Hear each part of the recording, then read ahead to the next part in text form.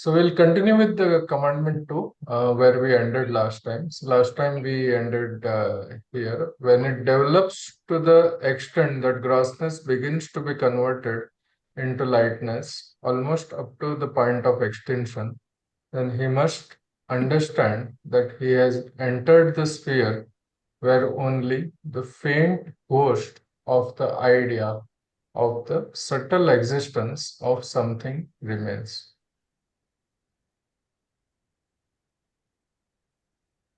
The currents flowing down from the origin manifested themselves in diverse ways.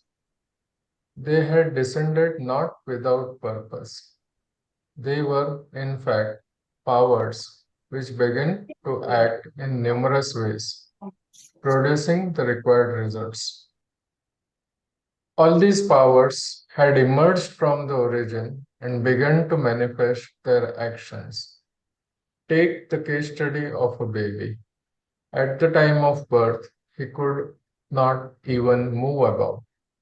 Subsequently, he began to sit, stand, talk, walk, and run.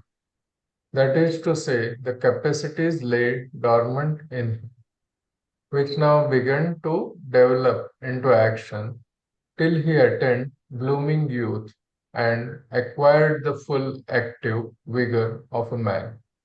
The elements contained in the composition of the baby develop in various forms, though the origin of all these was the same tiny drop. Whales after whales began to set round, which were caused by the effect of the mother's habits, the father's thoughts, the type of training, and all external influences which began to display their respective actions. All these influences had a touch of materiality. The multiplicity of actions made him uncognizant of all the various changes which he had undergone during his march towards grossness. Now he is so intensely engrossed in it that it defies all efforts to get out of that state of complete grossness. Later on, it took another turn. He came in touch with the world around and was influenced by the dealings and associations of others. The environment caused its own effect. One became possessed by thoughts and worries, his entire existence being colored. Thus, he assumed a changed form and began to attract material for the same. What was he and what has he become now? The original drop was suppressed so much that it went quite out of view. Not only this, but the elements thus introduced went on growing stronger by the effect of his own thoughts. Consequently, their action grew still more powerful and intensified, with the result that they began to draw in greater power from the forces of nature. Just as a tiny spring composed of a few drops of water trickling down from a mountain crevice flows down in the form of a petty rivulet and goes on swelling by the additional supply of water from the melting snow or from tributary stream till it develops into a huge sea of water. So does a baby when the things introduced into him at the primary stage have attained full development, attained maturity. The origin of the ripples present in the water is nothing but the result of karma's actions, which had helped him during the course to acquire its final form. These are the waves which are lastly considered to be the waves of joy, often misinterpreted as anandam. In a man's life, this phase comes during the period of youth when he is sufficiently coated with contaminations. When a man comes into this form, which is the result of all the actions, his state is similar to that of ocean. We could pause here.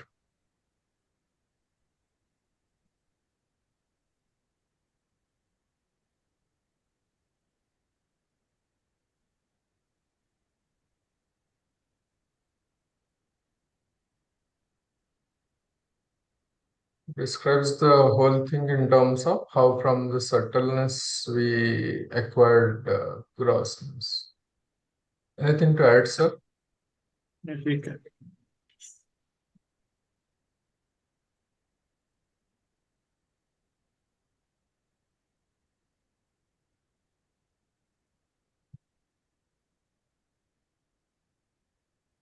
Just a question here when he says the original drop, what is it we can think of as the original drop?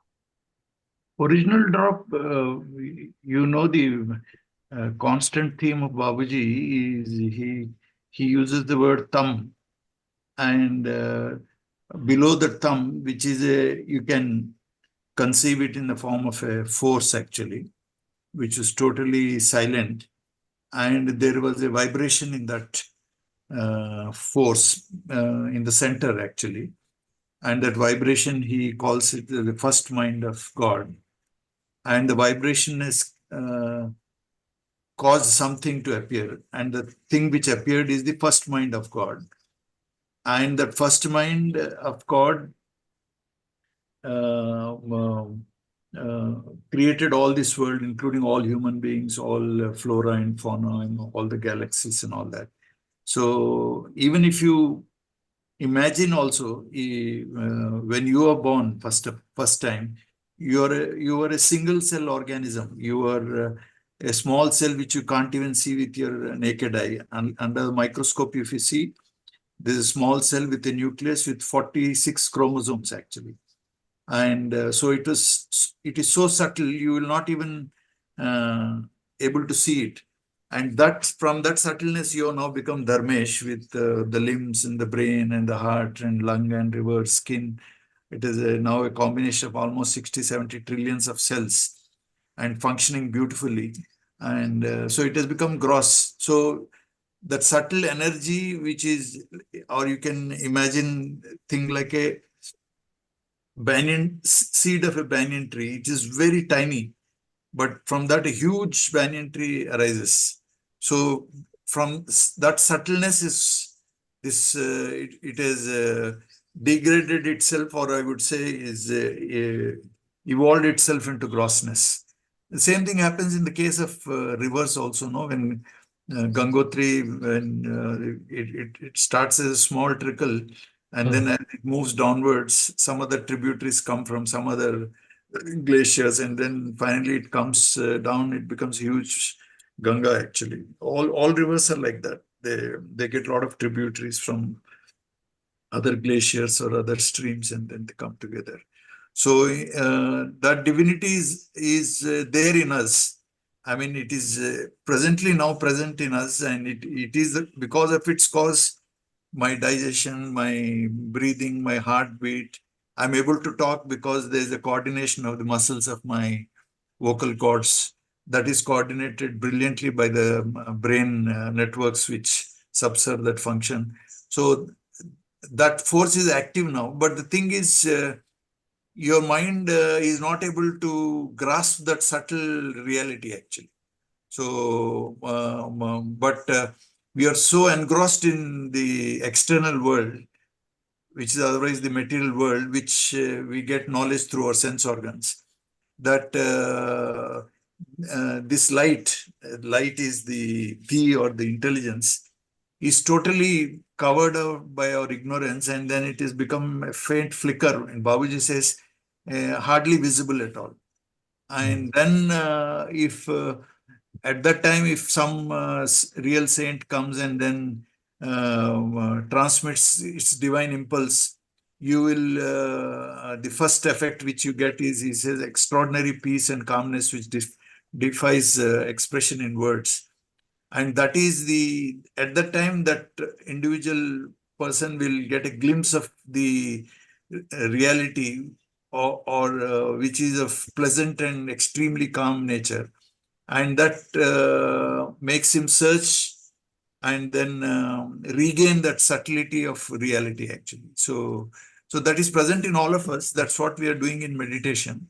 And when your mind also becomes as subtle as it was in the beginning. When I use the word subtle, you can you can imagine, you can easily imagine the nature of the mind of Babuji Maharaj, and you can know that his mind has given us the commentary on the 10 commandments. And if your mind also by default it will start thinking and living these 10 commandments, so our mind has become subtle, and then we have realized our true nature of God. That's all.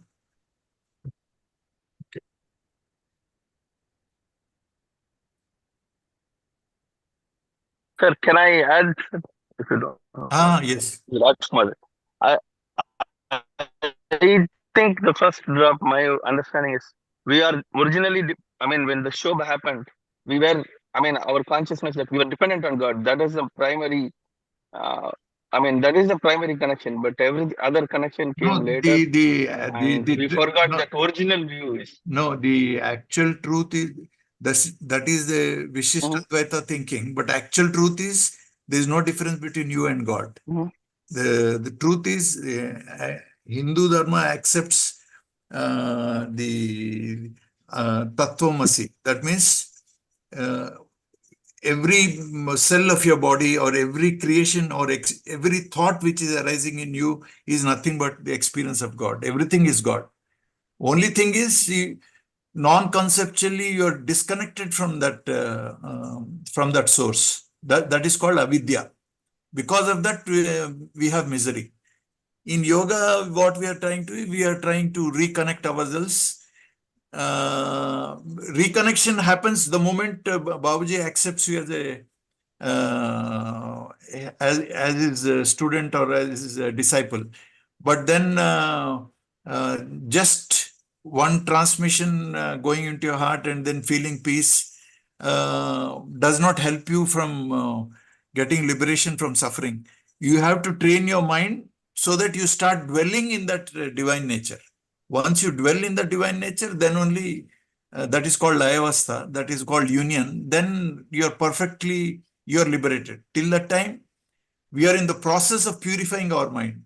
And purifying of the mind depends upon the individual effort, individual craving, individual earnestness, the desperate nature with which he wants to get rid of the suffering. That's all individual effort. But the grace is uniform because Babuji has pledged that he will teach spirituality to all humanity.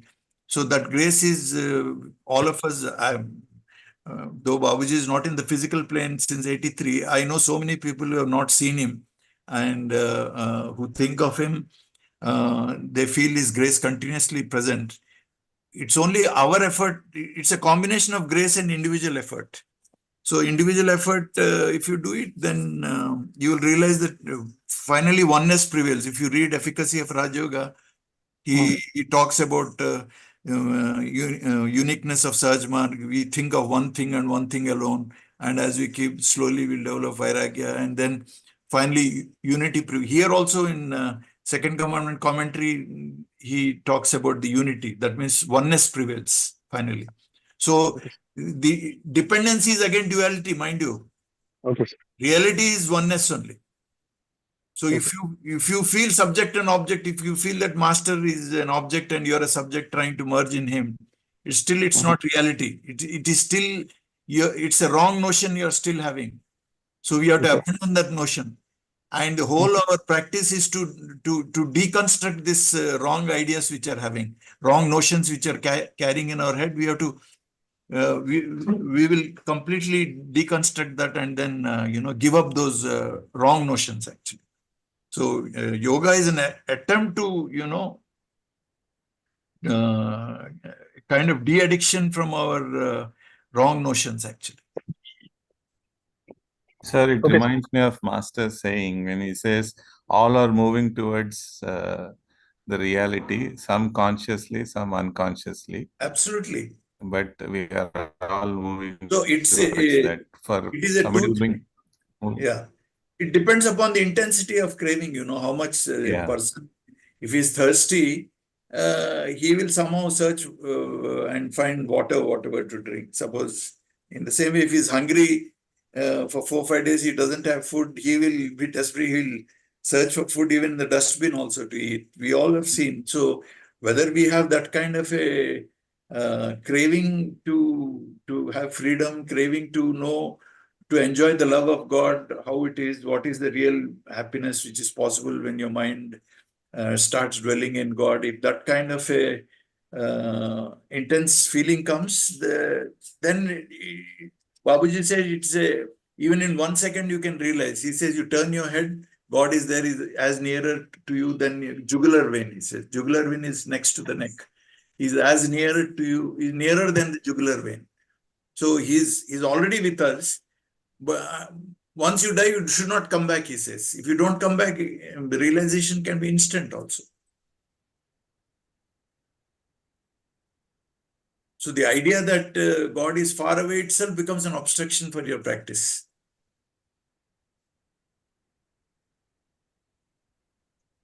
And if you go further, that idea will also come there.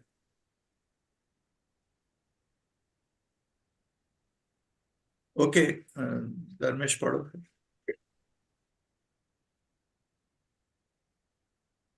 An important point in this connection is that a thing, when observed continuously, begins to fade away from sight, and only its reflection remains, which too finally disappears. The reason is that matter possesses the capacity of seeing matter alone. The capacity to see beyond lies only in the finer power which is beyond it. This goes on further in the same way till the very power of seeing becomes extinct. But still something remains, even beyond it, which comes up in the form of consciousness. Further on, this too becomes extinct, and even the feeling of existence fades away. That which follows then is the state of negation, the very reality itself. In fact, it is very difficult to understand it unless one actually reaches the point. Nay, rather, he is submerged in that state. But even this negation is something existent, for if it is not, why do we call it so? Proceed on still further. And he stops. Language actually, in meditation, all of us feel something. And when we put it in words, we already corrupted it actually. So it is very difficult to put it in words. So all the, which is this paragraph, all of us who is practicing meditation with some cleaning done. Cleaning, when I use the word cleaning done, means he should be free from desires and ill will. So when a person's mind is free from greed, ill will, and desire, that mind, when it is meditating, all this experience which he has written in this paragraph would have been is a common experience for all meditators now. You simply seem to disappear into nothingness.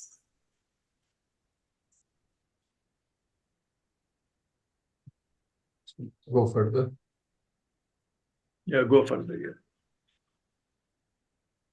The currents which descended from the origin began to grow thicker and grosser. Why? It is a very difficult point to explain. When a man jumps down from a great height, he becomes almost half dead during the course of the fall. The reason is generally attributed to the gravitation of the earth.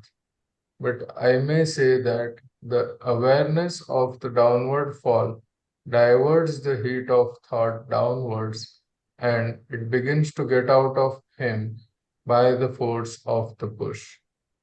The same is the case with the downward currents. Solidity implies grossness, and it has no life. Now, the divine currents, being without life, may not be generally appealing. But I may say that though all minerals, vegetables, and animals have come down from the divine, yet all of them are not said to be possessing life. But if they do at all, it must be a form of dormant life. The same is the case with the divine currents. But man, associating them with his own karmas, begins to get engrossed in them. Since we The Dharmesh, the point here is we have DNA structure is there. It's got purine, pyrimidines, phosphorus bonds and all that. Even water molecule H2O, two hydrogen molecules and oxygen. The bonds, they uniting between one atom and another. That bond is nothing but the power of God only. That is God only actually. So even inanimate matter, God is there, because if that uniting factor is gone, it just dissolves. The substances, the matter also dissolves actually. So the whole universe is being held together, our physical structure, the bones and all that, they're held together by certain forces. I mean, so many forces. I mean, the gravitational force. I mean, all four kinds of different forces: electromagnetic force, weak atomic forces, strong atomic forces, whatever. All that is God only. But in man, it is evolved to the greatest extent possible. All that is consciousness only. All that is the, you can call that as love, which is holding things together. So we are also connected to God, but our mind, because of certain problems, how it's very difficult to describe how ignorance has come into being. But they say it is since time immemorial. But there can be a way out of ignorance. How ignorance come, nobody answers that. But everybody says you can come out of ignorance by yoga or meditation or jnana yoga, the karma yoga. So the idea that God is present in all animate things is now proved by science and proved by our own experience.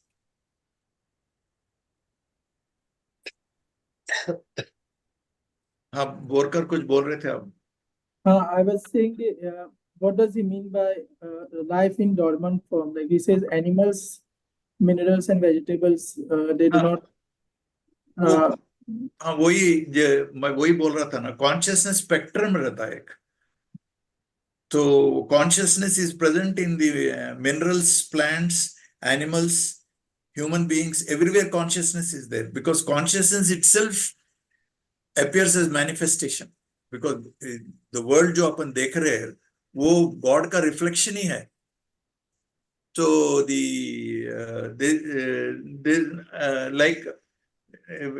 this question was asked in Upanishad called Mundaka Upanishad. I mean, the Mundaka is sir का मुंडन करते ना, उसके बारे में उपनिषद है. उसमें the question is asked how God is consciousness, how it gives rise to rocks and stones and these things which are inanimate things. So they give the explanation like, sir में से बाल उगते हैं, बाल तो लाइफ नहीं रहता, but then it is coming from life only. Your life is a living thing. Out of living thing, non-living thing is growing. That means hair, when you cut the hair, it doesn't have consciousness. In the same way, God gives rise to matter and stones and then so-called wood or iron or whatever it is. So that is answered in that Mundaka Upanishad actually. So everything is God only. That is the basic truth which Hindus believe it. Even Islam also talks about the same thing. They say La ilaha illallah. That means there's nothing but God. Everything is God. So once we accept it, and try to implement it in our life, then you can call yourself as a Hindu. Otherwise, you are also materialist, actually, if you don't believe in this truth, actually. And trying to live the truth is, yoga is one method. There are several methods which will help you to realize God. Yoga, as per Babuji, yoga and Vivekananda, Raj Yoga is the quickest method to realize the truth. And once you realize the truth, your suffering comes to an end. Okay. I think his question is why Babuji Maharaj has used the word dormant like that. Right, Sumant? Yeah, yeah. And why animals are combined? Because I used to always think animals are not equivalent to vegetables and minerals. So, Indian Vedantic philosophy to a certain extent we agree with Darwin, actually, because we talk about 86 lakh of janmas, you know. So the consciousness evolves from minerals to plants to animals to human beings. So it's a slow process of evolution. Finally, it ends when the realization of the oneness of God takes place. Till that time, general spiritual evolution is happening. Even these minerals also will become plants, and plants will become insects, and insects pass through 86 different lakhs of species, and finally you become a human being. Human being is the last pinnacle of evolution, because he's got consciousness with which he can reflect on itself. We have a consciousness where I can think back on myself. I can, my thoughts are arising in my mind. I got a capacity to turn my own thinking back on myself. Self-reflecting capacity is there, which is not present in animals and plants and all that. But now there, like Bose was there who said plants have feelings. There are several experiments done when people were playing music and the plants were growing, you know. If you read Lalaji's book, he talks about some plant, when you go with evil intention, it goes into contraction, actually. So, likha hua hai. I mean, we read it in Babuji's and Lalaji's birthday. So, the Lajwanti plant, he talks about it. And there's a British biologist called Rupert Sheldrake. He only talks about these things only. The plant, they have this.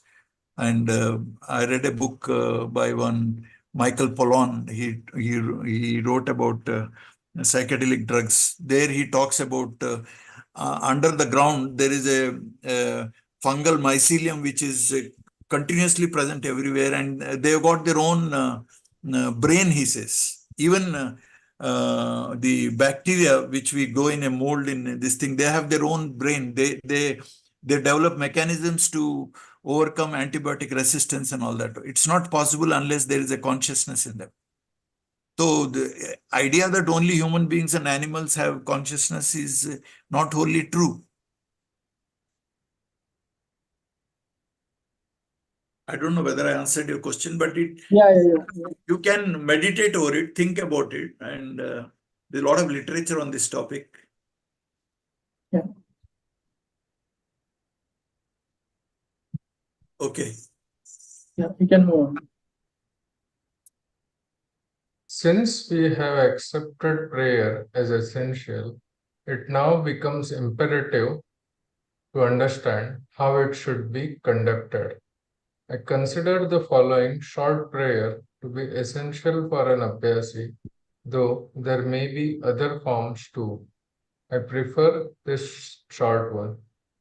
O Master, thou art the real goal of human life. We are yet but slaves of wishes, putting back over advancement. Thou art the only God in power to bring us up to that stage. Before creation, all around there was peace.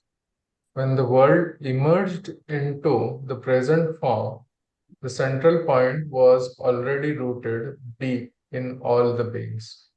This being a part of the Supreme, it turns our attention towards the source.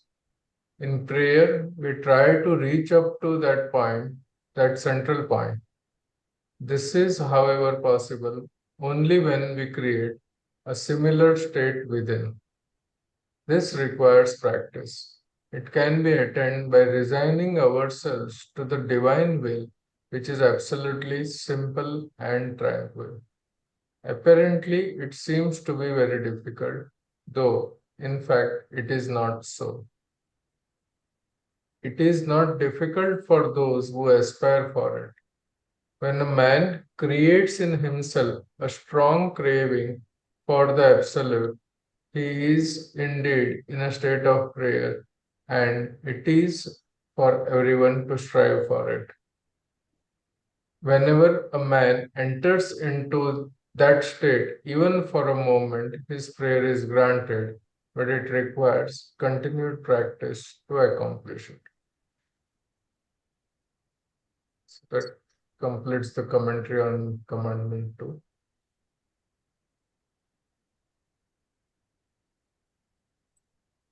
So is that the same central point to the original drop? Which That one? we are, you know, Yeah, when the central point is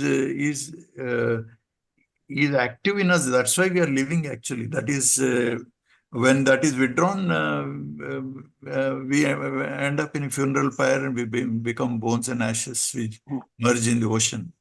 That's all. Otherwise, no, my point is that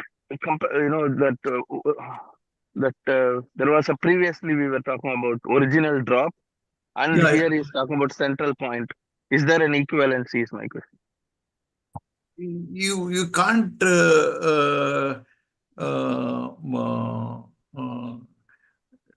try to form a concept about that. You know you feel your liveliness, and that liveliness has got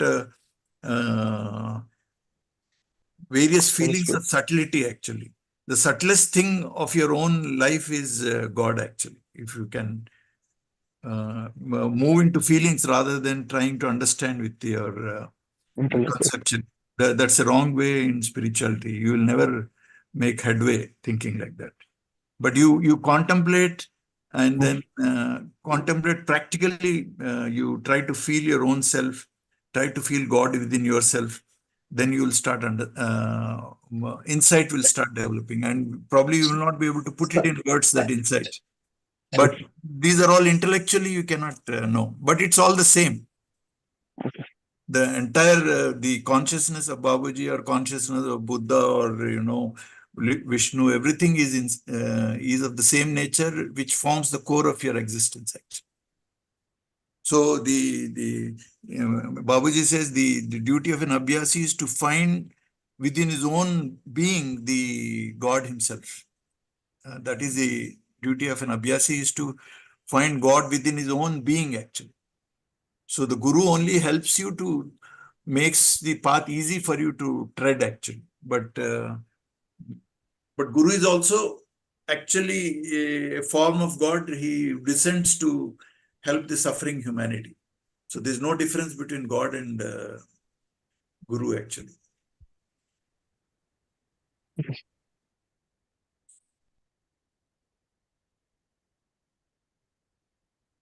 So, previously you said that we should not consider there is a duality, that master or God is different and we are different. No, that is the condition when you when realization is completed. I mean, when your impurity is gone, that state of much earlier stage itself, when you enter into what is called Brahmanda consciousness, when your senses get summarized, the world will be like a dream. You are no more under the impact of the external world. It is like a dream only. It doesn't. You live in a completely blissful state, but that keeps on getting finer and finer as you move towards God.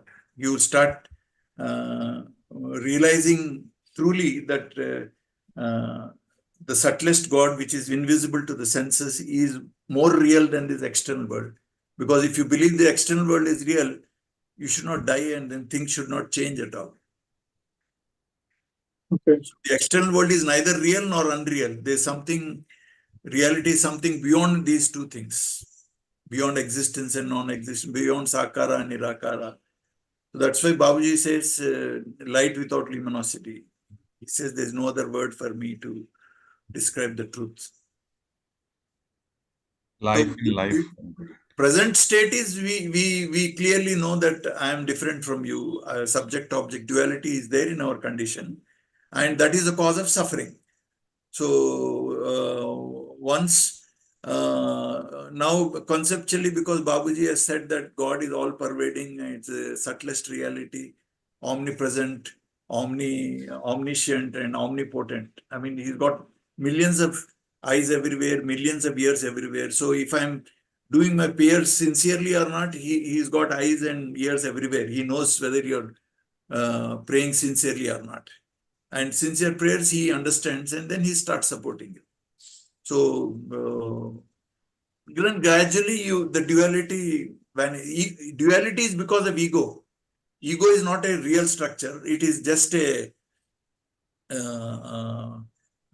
false structure erected by you in your mind, actually. So that when that goes away, it's all bliss. You're liberated, actually.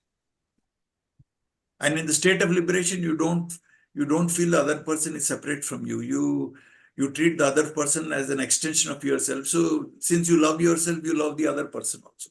Automatically, universal love will come.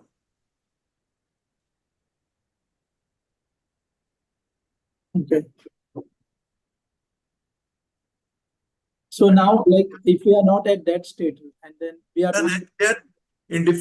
Each person comes with with certain experiences from previous life evolution se aate. Each person is different levels of spiritual evolution mein rehte. So Babuji has given us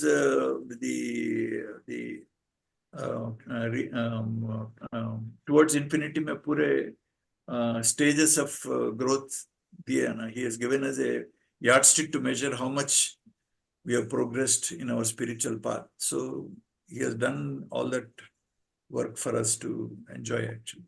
So we can also assess ourselves, how much you are free from fear, how much you are free from desires, how much you are free from greed and anxiety. You can easily, you are the best person to know yourself, because others can infer from your external behavior, from your thinking, आप जो बात कर रहे हैं, whether you're talking, the nature of talk, you and nature of your physical expressions from your eyes and the way of talking, you can infer that this person is having this kind of a spiritual karke. You can make a guess, but you are the best person who can judge yourself whether you're progressing or not. Because each person's mental life is a secret life. Nobody is allowed to have peep into it. Even Guru also cannot know unless you allow the Guru to know thoughts of mind. He will also never know.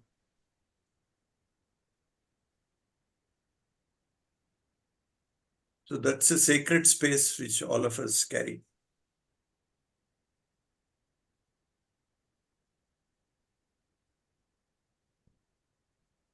Any other questions? There is one thing, like we were talking about, that life is not there in that thing. In Dus Usool, if we read these lines, I think it will become a little bit more clear. I'll just read out those lines over here. Yeah, please.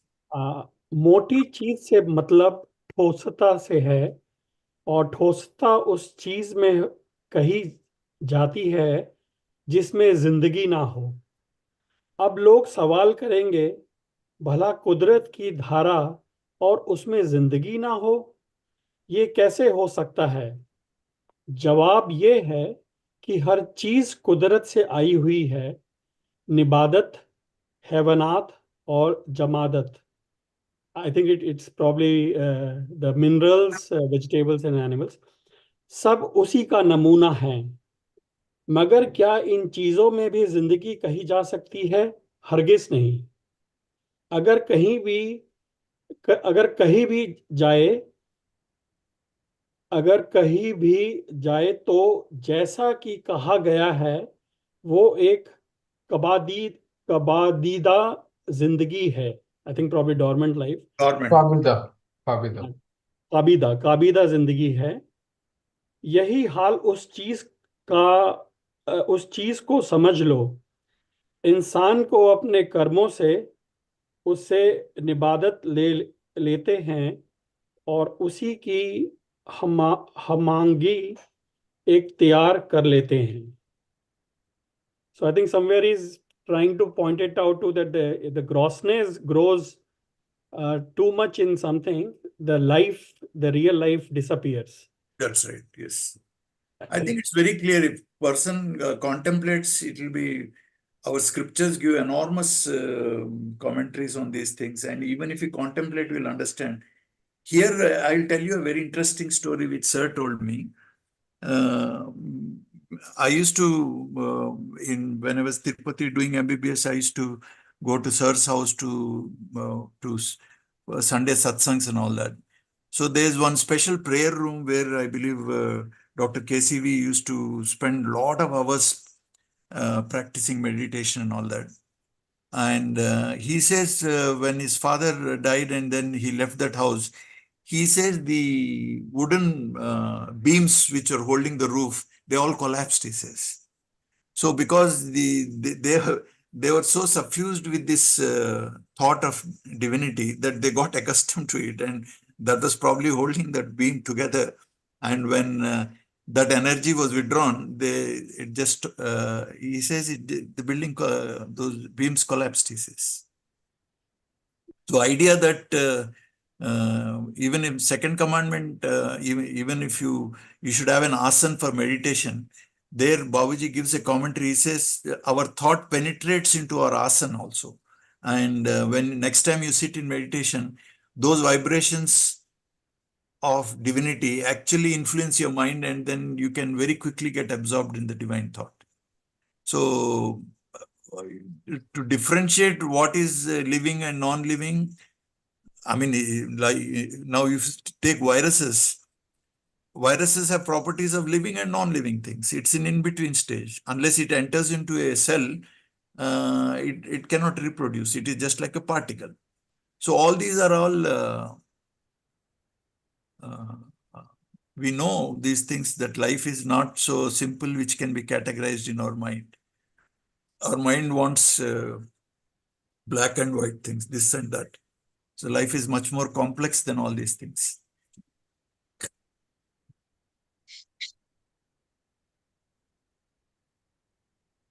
Next time we'll read Dr. KCV's article on Commandment 2 so that, you know, some further consolidation can take place.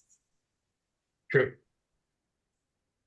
Actually, there is a commentary on Commandment 2 by Ishwar Sahaji also. वो भी पढ़ेंगे. So, How we translate from Hindi.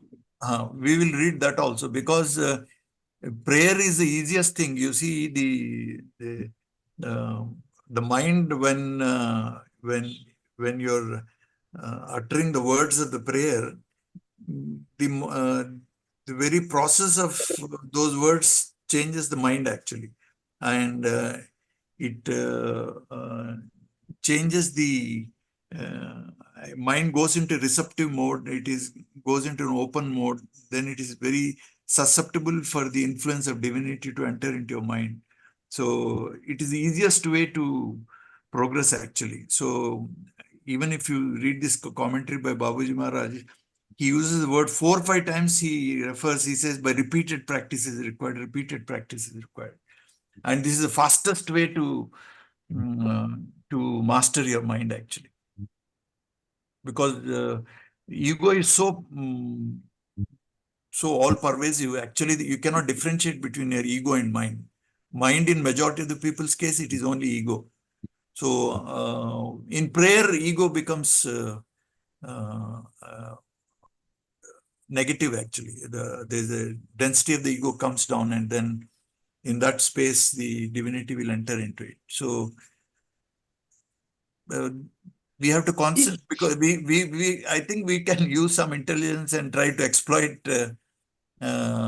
certain facets of practice like prayer, which makes it very easy. Sir also personally told me that whatever you do, don't miss the bedtime prayer. You do that very seriously. And then because in practice and all, kind of self-effort is there. Self-effort indirectly strengthens the ego, whereas in prayer, you are surrendering the effort also, So it comes very near to surrender, and final aim of practice is surrender only.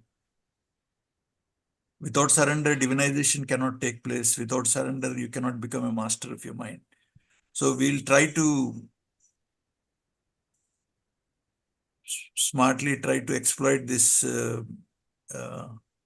prayer which as a means of even ways and means. Babuji says last means he talks of is only prayer, and he says this the best method to go nearer to God and all that.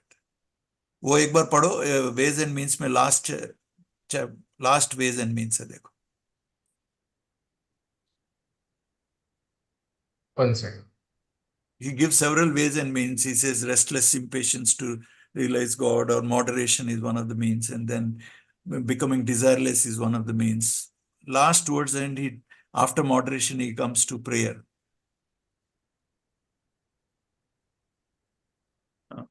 This one, right? That's right. Lastly, the most important and unfailing means of success is the prayer. It connects our link with God, to whom we surrender ourselves with love and devotion. In prayer, we stand before Him as a humble supplicant, presenting to Him our true state and completely resigning ourselves to His will. This is the true form of prayer, and as true devotees, we must also feel satisfied with the will of the Master. It is a folly to pray to God for petty worldly ends except in most exceptional cases when peace of mind is greatly disturbed for want of bare necessities.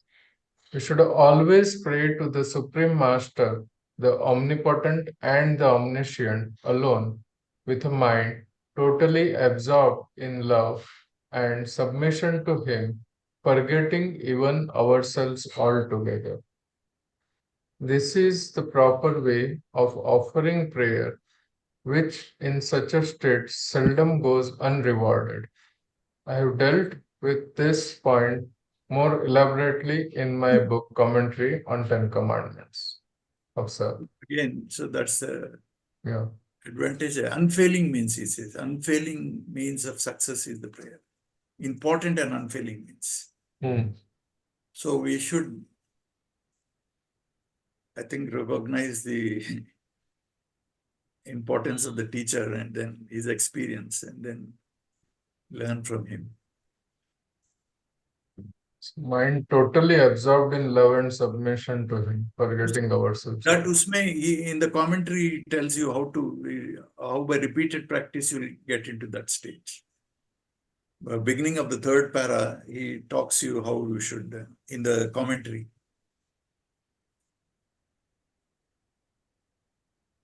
Why prayer should be offered with a heart full of love and devotion. He elaborately discusses the science behind the prayer, actually. Anyway, any questions? Otherwise, we'll meet again. Twitter, you see, they show one tiger trying to, protect another newborn deer and all that. I mean, so they all have feelings which almost human-like feelings. And very famous experiment, they have put 4 monkeys in a cage, and monkey has to pull one lever, then it will get a treat of a chocolate or a banana, whatever. But simultaneously, when it tries to pull that lever, it gives a shock to the other monkey in the fourth cage actually. So when it sees the other monkey suffering because of electric this thing, it stops eating bananas. It doesn't want to give pain to the other monkey. Wow. Empathy is embedded in animals, we think. Amazing. So we all know humans also go into animals, and then from animals they come back to, we have the famous story of Jada Bharata and all that. So my personal belief, we don't take it seriously, but then I believe that people who eat non-vegetarian and all that, they may become sheep and camel and whatnot, and then they finally come back. And this is alluded to by Dr. KCV also. And Babuji here strongly disagrees with Sri Aurobindo. Aurobindo feels that once you evolve to human being, from there you'll become God. But Babuji says the man can regress back into animals also.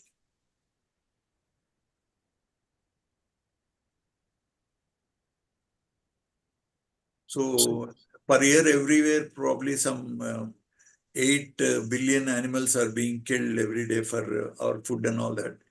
So many of the human beings, they in turn become animals. I'll tell you a very interesting story. And now it's over. It's a light-hearted comment. I was working in Arunachal Pradesh. I was temporarily staying through a staging post there in breakfast. That unit was supported, run by Army Supply Corps. Yes, they have all, they supply food to all the units and all that. So their breakfast, they have the best of the food because they own everything. So in the breakfast, 10 officers were sitting to have their breakfast. So somebody is having egg scrambles. They're giving chicken also. So one of the officer was a follower of Radha Swami Satsang. He was a very interesting fellow. He said, "Sab chicken khate kya?" He told. He said loudly when everybody is eating chicken, "Na baba na, मैं क्या plate के नीचे मुर्गा बन के नहीं बनना चाहता हूँ अगले जन्म में." So everybody was stunned. He says, "I don't want to become a chicken to be bought in a plate in my next life. I don't want to eat," he says. So everybody who were eating meat and all, they were all suddenly stunned and then stopped eating. Very funny incident. I mean, just as a light-hearted comment. But violence, which there's earlier people used to, as a necessary protein requirement, Buddhists also eat, but then Buddha said you can eat only dead animal, you cannot kill and eat.